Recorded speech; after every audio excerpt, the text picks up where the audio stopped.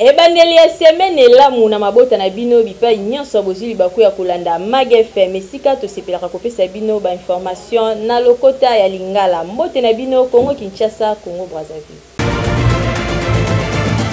Tofongola basango na biso ya mokolo ya lelo pona koyebisa na bino mwana mboka Jean Chitungi candidat député provincial na commune ya Matete numéro 5-8 pe conseiller municipal numéro 394 asalaki carnaval ya kafu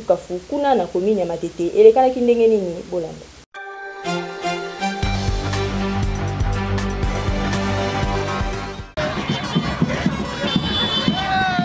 Matete na vrai bana ya Matete, Matete na bakolo histoire, ba basé na souci de développement et changement locaux, les leaders incontournables, les soldats du peuple, Mutuanze Biamayele, Chitungi Nkata Jean, oyazeli candidat député provincial indépendant na élection législative provinciale oyo na commune à Matete, numéro 108, Bakisele conseiller municipal toujours na commune à Matete, numéro 394. Pour n'endenge à deux fois local la vrai soldat du peuple, moi namboka Jean Chitungi a tambola ki na etuluka population bozali ko mona boye ba na Matete oyo bazala ki très mobilisé pour na accompagner l'homme de ensemble pour un avenir lucide et meilleur na mobange na carnaval pe ba tambola ki na tous les quartiers à Matete na ambiance à kosakanate pour na lancer message la population était na Matete candidat ko tiela motema pour un changement en zase moko moto oyo azali na sima ya vision un chef de l'état Félix Antoine Tshisekedi Tshilombo ya émergence pe développement à la commune à Matete Chitungi Nkata Jean pour ba misu sous 5 ans basali le côté foin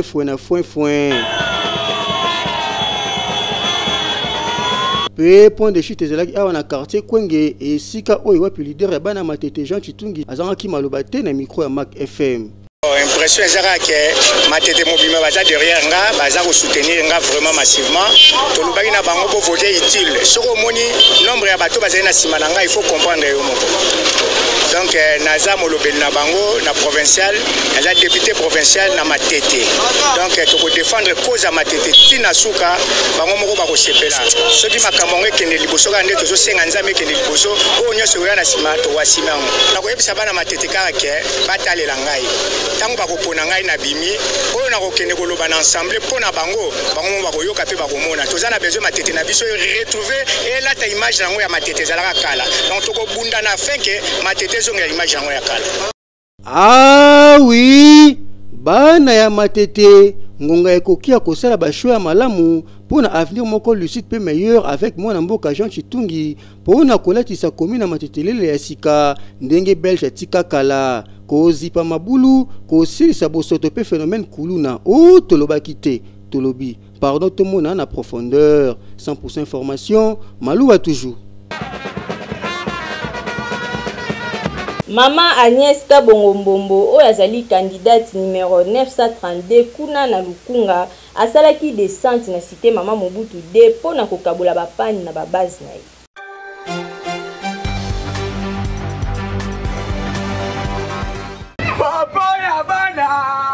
Et mon ami penza que numéro 932 azali numéro ya espoir ya Lukunga. Ya tunanga nini? Mama Aneska Bongombombo oyo azali candidate na circonscription ya Lukunga. Azali numéro 932 P présidente ya fondation Fonakem kaka na ndenge ya mesana kozala na ba membre na ye ya fondation na ye Fonakem azoko pesa bango ba formation pe azoko sunga bango ndenge ezala kaka ndenge tomonaki na mikolo kaki apesaki ba membre na ye ba formation ebele na o etali makambo ebele bakoki kosala po bazala utile na société et surtout ba membre yango bazali mingi ba mama veuve lelo azongelaki bango na cadre kaka ndenge ezalaka pona kosola na bango koyeba ba santé na bango pe na mwa makoki na ye azalaka nango pona kopesa bango mwa eloko amemelaki bango ndenge toyebi soki mama alati kitoko abimi ya kongenga ezalaka lokumu ya bomwasi pe ezalaka lokumu ya mboka yango wana mama Agnès na nzela ya fondation na ye Fonakem amemelaki ba mama na ye nyonso surtout ba mama veuve bapani ba mama pe basepelaki mingi. Tozali awa ezali mama na biso Agnès Kabongombombo aipona ko azana mawa aipona ko sensibiliser biso pona ko yeko former biso tozala ba mama dynamique tozala ba mama oyo ba bengi ba mama responsable même tozala ba veuve mais tozala ba veuve moko responsable et puis tozala ba veuve dynamique et puis nazo bisa bana nyonso Lukunga awa ke boyamba biso tozwa candidat oyo na numéro 932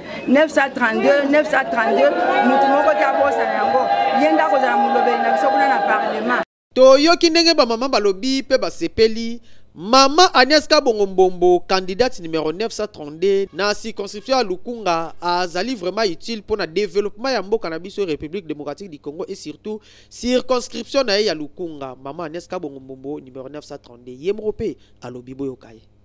Lelo na sepelaki kozonga na base na ngai ya mama Mobutu 2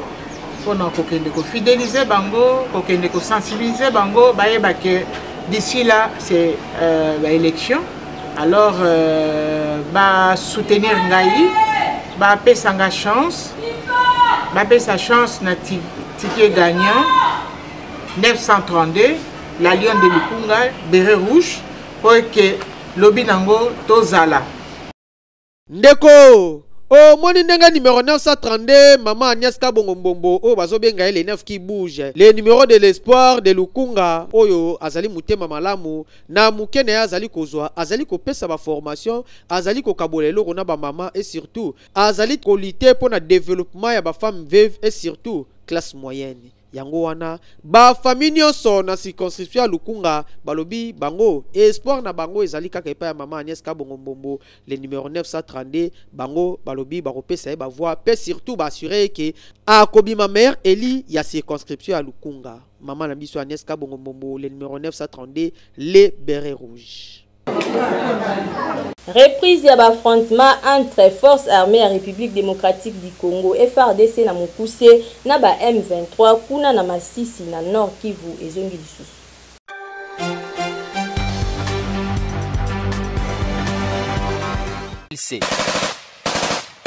24 heures seulement après début arrêté à force régionale la communauté Afrique de l'Est EAC, Barebel M23 appuyé par Rwanda a lancé de nouvelles attaques depuis Tongo le lundi 4 décembre 2023 Oyo contre FARDC dans le territoire à Masisi dans la province à Nord Kivu. Selon plusieurs sources en territoire à Masisi, Barebel M23 a attaqué la position des forces armées congolaises, Nanenero, Nanzela Sak et Pekichanga, puis la détonation en armes lourdes et légères ont constaté également dans le groupement Kamuronza, non loin du village Malé, puis dans le groupement Bachali, plus précisément dans Kiroli Roué. Et Sengel Beba était résistant aux alliés de FARDC Bangonde Baseli qui bloqué l'avancement de Barebel M23 vers Ruvunda selon les sources sur place. Car c'est Sengel Beba qui a été détonation au Etaki Chang voulait défaute na sake avant que la situation s'améliore quelques heures plus tard. Bisomak FM Zeli ko senga kaka na bulamatari et l'endela non likambo ya sécurité na mondelo oyo ekolo Congo pour ba candidat oyo bazeli mupanzi oyo battre campagne kitoko pe bandeko ba sangola ki mupanzi oyo ba voter toute tranquillité et ça kitoko makasi pour makambo ya boye kitoko tin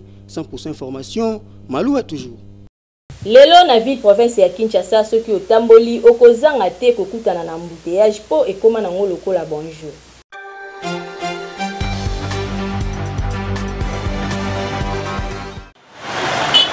Makambo na ville province ya Kinshasa ezali kokoma kaka ebele toyebite toloba nini neti mikolo awa na ville province ya Kinshasa tozali komona ba embouteillage komi nango na ba air nyonso pe na ba voie nyonso presque na ville province ya Kinshasa mobimba soki okeboye okokuta na embouteillage ozonga bokokuta na embouteillage toyebite nzela nini o tokoyi kokima neti lelo ba embouteillage partout ba kinwa ba ebite baloba nini même na ba aire de pointe ba aire ezali ke ba mituka ebele ezalaka na repos kasi ba embouteillage ezali kaka kokoba se okoba toyebite nini ezali à la base ya ba embouteillage oyo kasi tango totuni bandeko mususu ba condamné ba chauffeur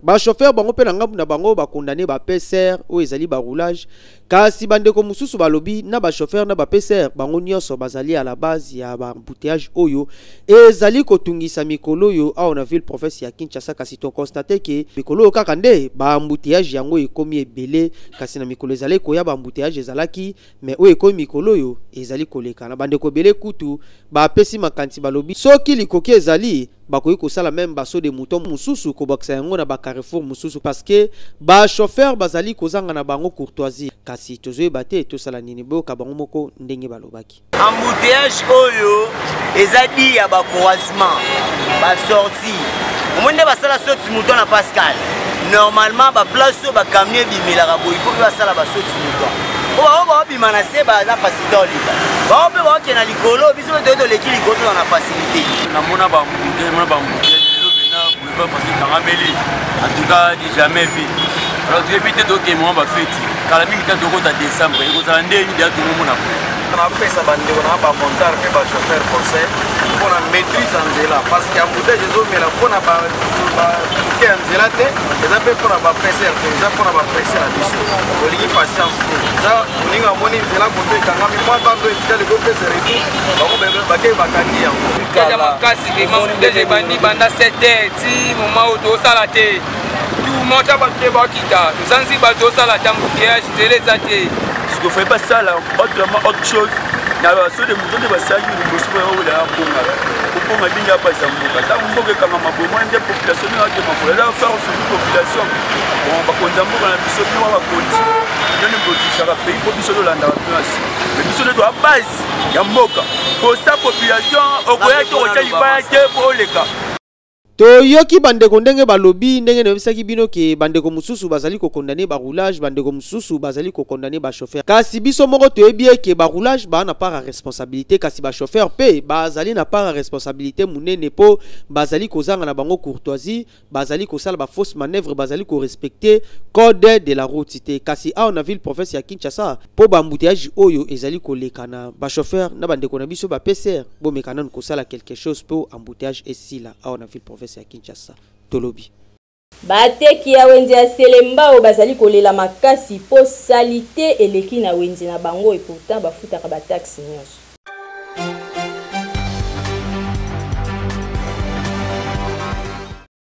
Soki okomi na wenze ya Selembao oko remarquer que insalubrité ezali ko battre record awa na ndenge ya kusakana te. Tozali na Prince 24 o ezo relier commune ya Selembao na commune ya Bumbu kasi salite moko eza awa pardon. Botala basaki o elali boye na se ezali nango basaki ya fufu masango to kwanga te kasi ezali nde salite na kati pembeni wana pe ba salite ebele ezali wana kaka esika batu bazali koleka ekomi kopesa na solo donc bateki na ba passager bazali exposé na ba maladie mingi oyo eyaka na nzela ya bosoto. Selon information tozwi sur place ba salite o ezali kaka ya bateki te kasi ezali pe na ya population o bavandaka nzinga. Place o ezalaka salite te ba longola matiti souvent. Mais tozo mona matiti zo uta mupanzi ya Selembao ba ko boire ngo awa batindaka bato ba maboma na bango ba ko boire matiti awa. Na bato ba uta na ndako ba ko boire la matiti awa. Mais pona biso bato wenza ntuka basalaka tout po matiti longo atala o ezali boso magasin. Ba kongi ko linga salite ya boyete na fulu. Biso awa tozaka propre. So ito sisi ko teka to kombaka. Mais les lots kamwe to komona fulu et comme ebele awa tozo teka ba difficulté makasi ba place to teka neti boye ba fulu ba baka matiti donc isolo moite bangunge pai ba solo na ba typhoïde maladie ti to teka ba to liaka pe awa komela tika awa bandindi na biloko olia ore boye propreté ifulu moya ko teka izalaka te gaz to te biloko na biso to teka awa so la foule ezoko kotela biso penalty na bazolo moi ba mama so moi ba lia utete tuta na bandako eza ba Selembao awa ba eka ka babwaki kaka awa so ba kuti na ba labi na ba bilona bango kuna ba yo bwaka bakaka ba komisa lokola koto lokola marché lokola poubelle na bango. Tokosenga kaka na administrateur ya wenze ya Selembao asalisa mobange na salongo na wenze bateki bazala à l'aise po journée mobimba elekelaka bango nde awa ekosengela na bango ba vivre na ba condition ya bien po boye tanenge sali kitoko te. Route Mokali kuna na commune ya Kimbanteke ezali na eta moko ya mabe makasi population baleli.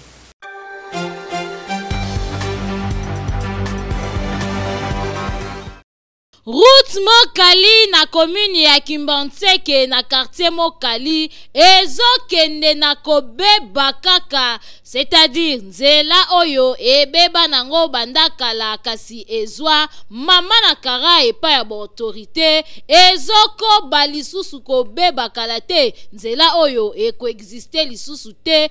ako tozali na ba période ya mvula eko riske makadam nyonso elimwa bino moko botala kote misusu ebukana ekoma nango zelu bawewa na ba chauffeur bakoma kobunda na awa pona koleka esala peke transport ekoma mwa pasi awa population balela kasi bamonaka na bango ata mutu moko te aya kobwakela bango ata zelu ya pamba po nzela ebonga botala ndenge mituka ezoleka na pasi population bazali konyokwama baleli epai ya baautorité baya nanu kobwaka misu awa na quartier Mokali na route Mokali po bango pe baza na Kinshasa nzela pena eza pasi makasi nzela pena tokufi na nzela izate nzela ikufi nyonso bakonzi mboka batala ko biso nzela babongisa biso nzela tozalaka bien nzela ndo mbona babanga nde babwaka boye ezalaki nzela moko signal abwaka mabango oyo pona kabine ekende azwaka OVD bakotaka po babwaka mabanga pona nzela mais tozosenga na gouvernement na biso batsa maboko pona nzela oyo surtout pona président république nzela yango toluka bavoa na ye aya asala nzela oyo ti dikolo ezele songomo makasi nzela eza te do tobula tokemba mabifa posa nange eza kaka bazwa likantika ya bongisi ya biso kama moke nzela mpo banzela misu babongisi koto biso na babongisi te depute yango toponaki ata moko ayaka kotia intervention toka ayaka kokipe te sikoyo tosenga na bakonzi ya likolo baintervenir batia biso mpe ka koto biso toza na kini na Mokali na ngambo ya po biso mpe toza bato koto oyo Autorité boyoki ndenge population na bino ezali kosenga lisungi bazape na besoin bango pe ba vivre na ba norme lokola na ba commune mususu ezate que na ba commune mususu bozali kobongisa na ba commune mususu bozali kobeta kara basengi na ba député nyonso oyo ba vota baya kolobelela bango moma yango yo bazela kaka na ba élection te po baya kokosa bango na ba bassin po bakoyamba mutu te moma oyo fale basala misala yango yo kasi bango bamonani te population balobi bazali kotalela bazali kojimele bakongole mingi bapreferaka kolia ba vivre frais au lieu ya kolia ba aliment bio ezalaka pona nini bolanda na commentaire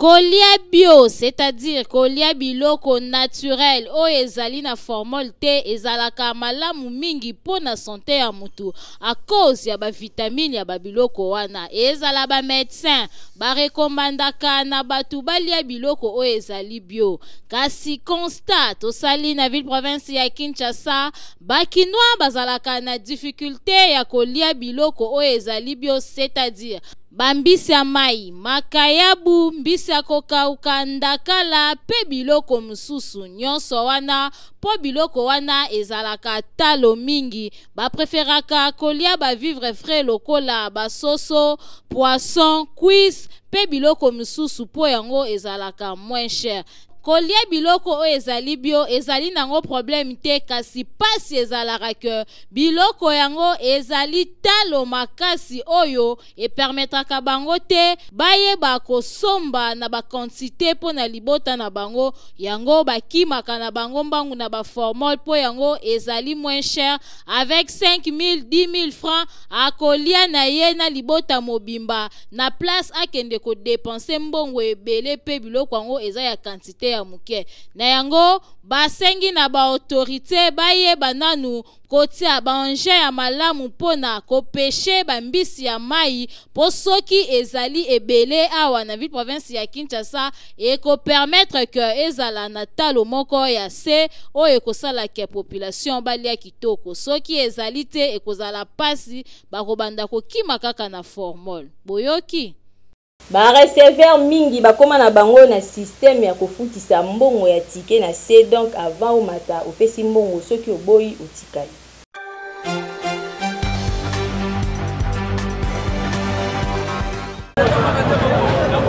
Kinshasa makambo Kinshasa du jour au jour tokomona makambo ya ndenge na ndenge pona yango ba receveur bakomi na système ya mbongo na se mingi ezali ba receveur ya ba bus ba esprit de vie topé ba 207 oyo tobengaka esprit de mort bango bakoma na système avant okota na mutuka pesa mbongo deja na se pona nini bino moko boyoka ndenge balobelelaki na micro ya Mag FM. Paso moni biso ba receveur to so mbongo na se bino nde bobimisa ba carte bobimisa na ba matricule to so mbongo na se à travers bato ba carte balekaka ebele yango mona ke to so mbongo na se poste to so na se te essence to so ba litre na 3500 nao mema mututio komisa peut-être rond-point ngaba qualité essence est consommée au comme on a rond-point na mbongo no ya essence ekokite autant de se retrouver dans 4 personnes bataba carte na 5 personnes bataba carte moyen se retrouver exactement yango mona ke to zo mbongo na se to ozwa 14 personnes bien 13 misa tu batikali bataba carte. En tout cas, stratégie oyo ezalaka kaka mingi na ville province ya Kinshasa ba receveur ba pesi ba vina bango pona koloba soki bakoma kosenga mbongo na se ezali pona ko éviter bato ba carte ba faux tête bato oyo akomata na kati po futa komi ko compliqué ye e komi makambwa. Toi tu me connais, moi je suis Yonani. Pona koboya babiloko wana yango bakoma na bango kozwa mbongo na se soki opesi mbongo na se te okokota pete. Pona yango tozo senga kaka na ba autorité baye bakocha mwa ordre po système oyo ebundisaka batu pe esalaka ke batu babungisa biloko miyibi bayiba bango na pression wana koto azolinga akota kuna azofongola sac moyibi pe ayibiye mwa ordre eza la côté wana pe na ba client boto sa musala baninga okoti na bis futa mbongo na yo po ezali droit ya chauffeur to pe receveur azwa mbongo oya musala azali kosala boyoki.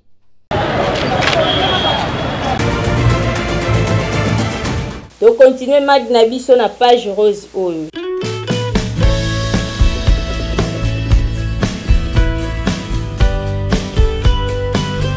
Joyeux anniversaire na Priska Edobe oyo abotama mokolo ya lelo tika ete Nzambe abakisela lisusu ya mingi koleka na bougie oyo tiko bakisa na bomoi na yo Priska Edobe pe topesi mbote pa ya Jean-Baptiste Matusila oyo azali bongo candidat député kuna na commune ya Sele pe lisusu Honorable Lunyanga Dieudonné candidat député national numéro 418 kuna na district ya Changu.